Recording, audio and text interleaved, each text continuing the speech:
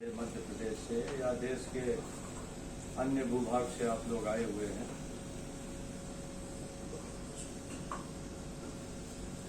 भाई आदर्श कुमार जी ने मुझे आप लोगों के बीच बुलाया।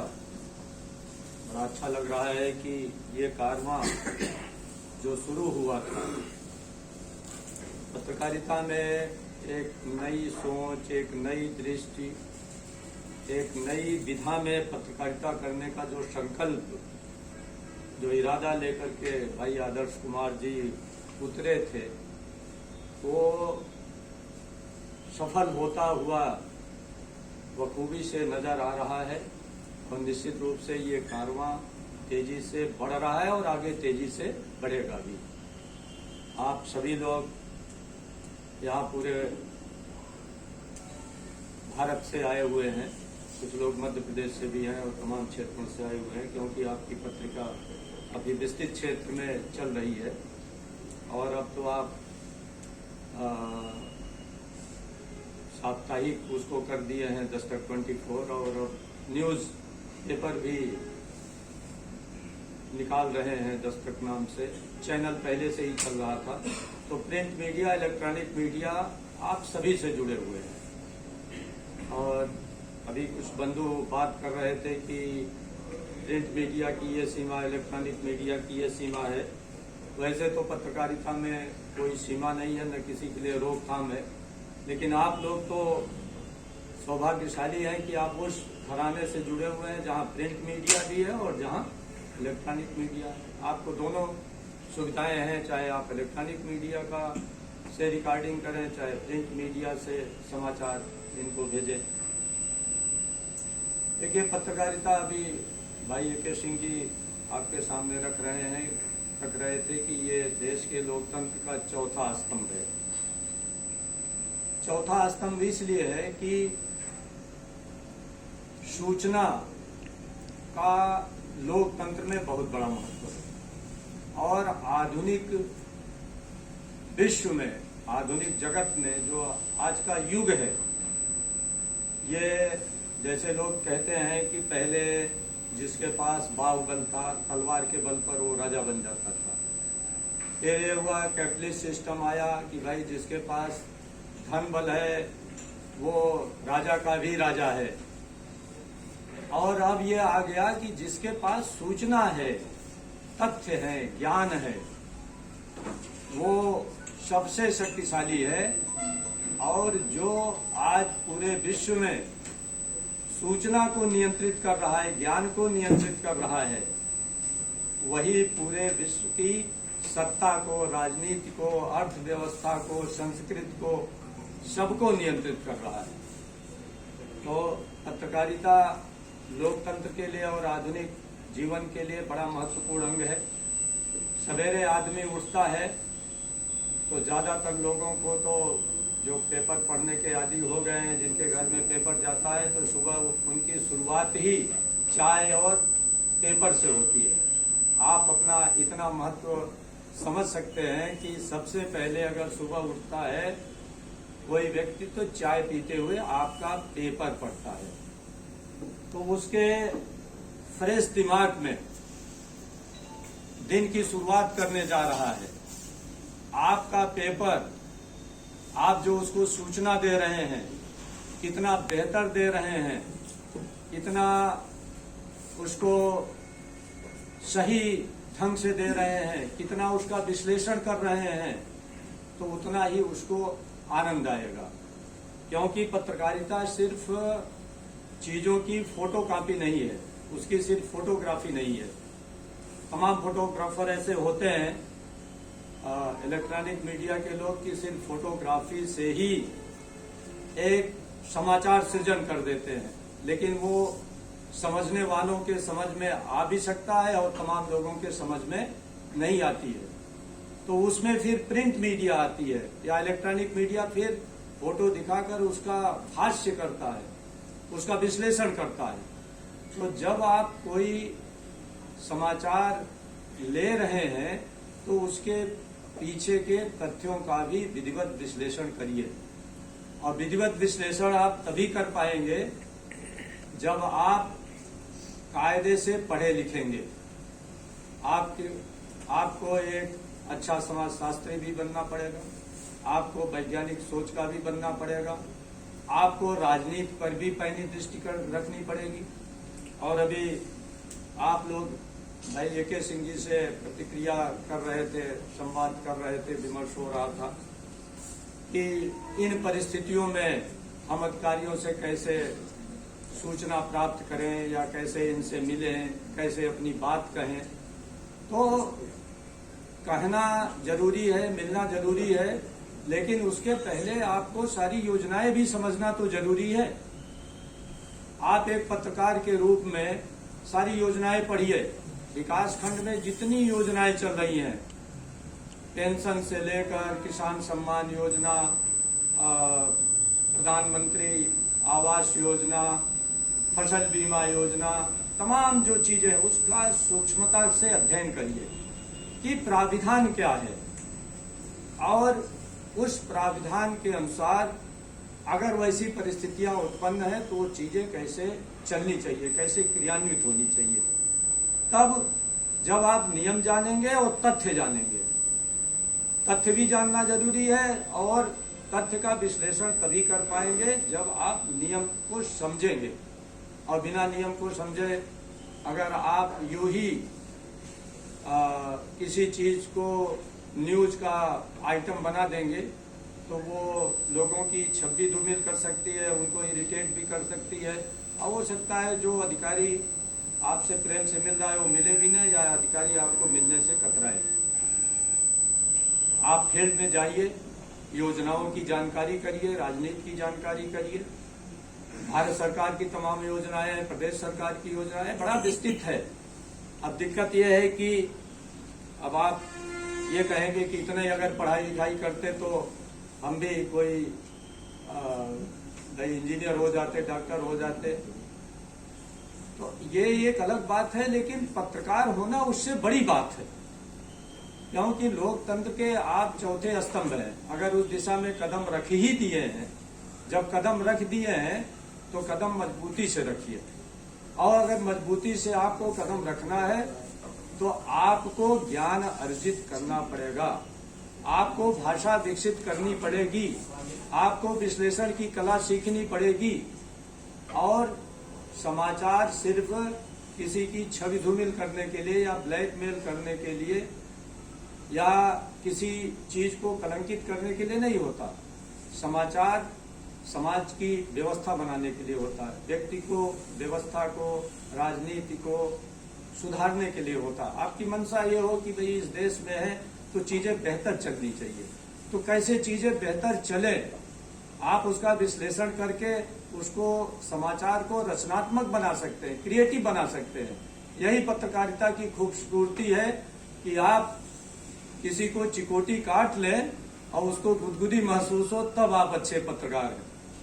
यानी काटे तो चिकोटी, लेकिन लगे कि आप उसको गुदगुदा रहे हैं, उसको भी प्रसन्नता महसूस हो कि ये पत्रकार है, भाई कितनी पैनी दृष्टि है।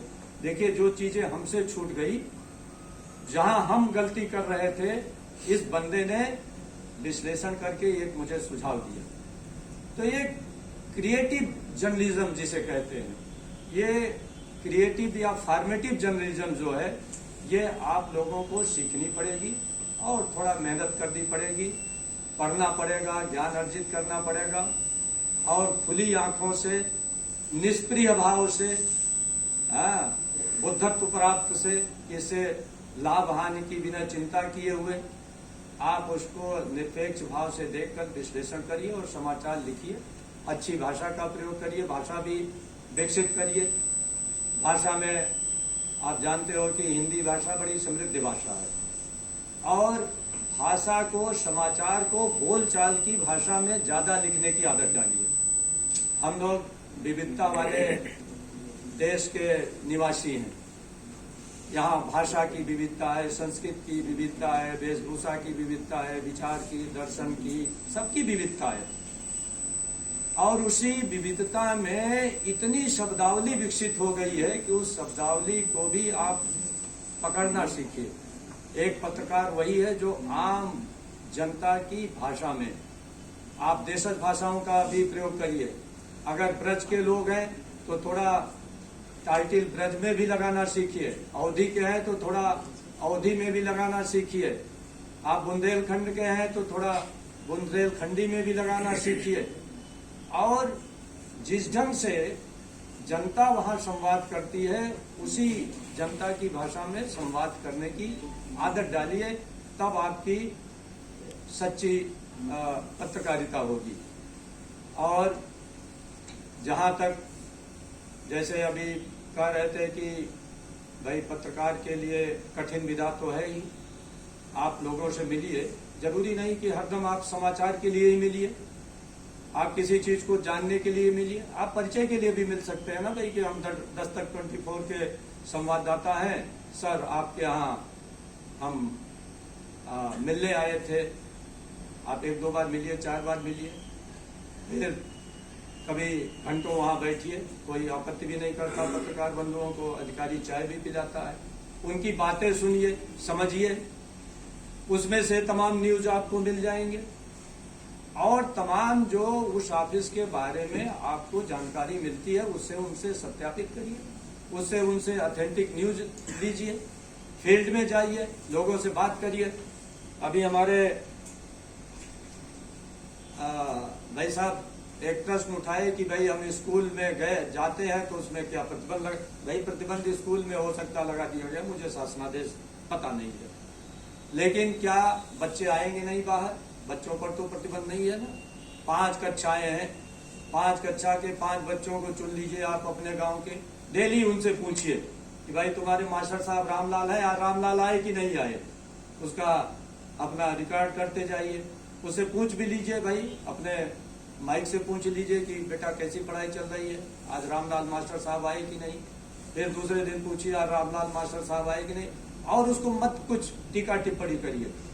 आप 4 दिन का बाइट ले करके आप इनके इलेक्ट्रॉनिक मीडिया में भेज दीजिए कि ये 5 कक्षाएं हैं, 5 कक्षा में ये 5 टीचर हैं या 7 टीचर हैं, और 5 दिन से बच्चों से बात हो रही है, ये स्थिति है।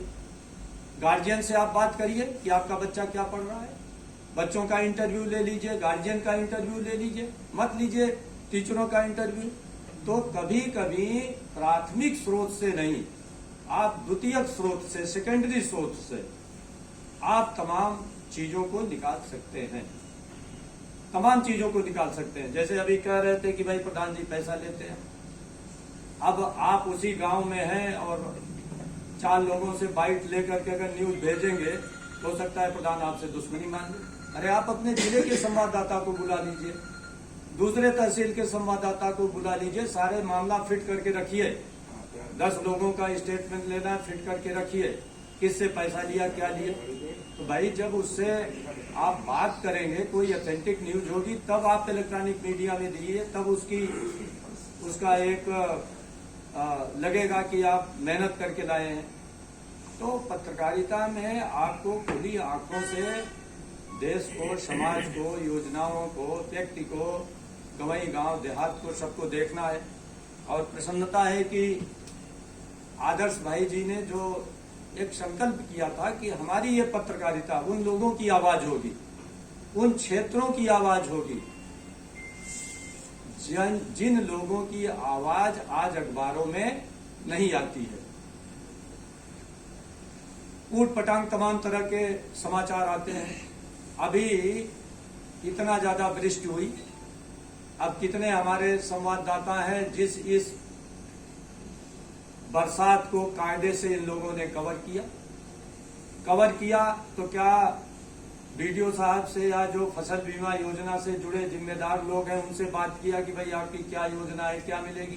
क्या आपने फसल बीमा योजना का अध्ययन किया, इससे किसानों को क्या मिल सकता है, उसमें क्या खामियां हैं? भाई आज अगर किसान की फसल 4 एकड़ थी, 4 एकड़ धान उसका सड़ गया, 4 एकड़ धान सड़ गया, तो अगर 1 एकड़ में 15 कुंटल का उत्पादन होता था तो 60 कुंटल धान उसका सड़ गया ना। और अगर 2000 कुंटल का धान का रेट निर्धारित होता है तो 1,20,000 का उसका नुकसान हो गया ना। अब आपको समझना चाहिए ना कि 1,20,000 का नुकसान हुआ। बीमा की योजना क्या है? अगर उसको 2000 मिलता है तो वो बेचारे को तो कुछ भी नहीं मिला ना। तो एक पत्रकार के रूप में आप खुली आंख से देखिए, यही पत्रकारिता। और जैसा मैंने कहा, सिर्फ फोटोकॉपी ही पत्रकारिता नहीं है, सिर्फ फोटोग्राफी ही पत्रकारिता नहीं है। उसके पीछे किसान का श्रम, किसान का लेबर, उसकी परिस्थिति, योजनाएं, सरकार का रवैया, अधिकारियों का रवैया, सारा अध्ययन करिए, तब लिखिए, तब लगेगा कि आप एक अच्छे पत्रकार के रूप में सारी चीजें लिख रहे हैं। मैं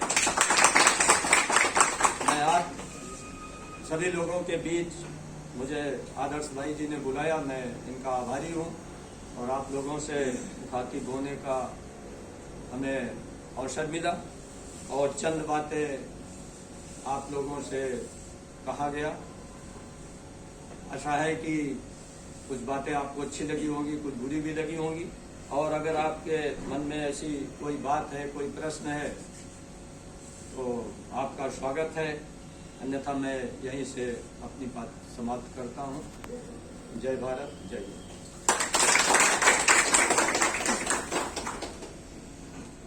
कोई सवाल हो सर से पूछ सकते हैं आपको। एक परिचय दे दूं सर, अभी बीच में आए हैं। आप श्री पंकज के सिंह हैं और